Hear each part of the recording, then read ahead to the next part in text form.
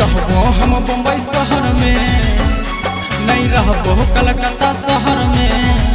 ए बाबा ए दादा ए बाबा बिहा कराई दे, नहीं लेके भागबो शादी कराई दे, नहीं लेके भागबो।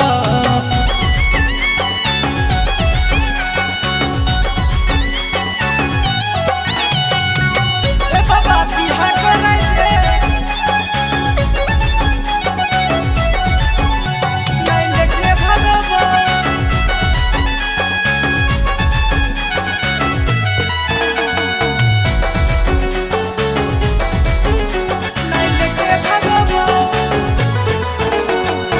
कैसे बतियो बाबा तिलक अपन बात हो, जहाँ देखियो बस आबो उहे नजर हो।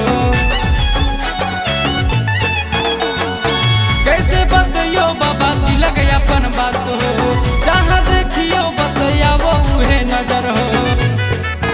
हमर दिल में हूँ बैस गेलौ ना, हमर मन में हूँ बैस गेलौ ना। ए बाबा ए दादा ए बाबा बिहा कराई दे, नहीं लेके भागबो शादी कराई दे, नहीं लेके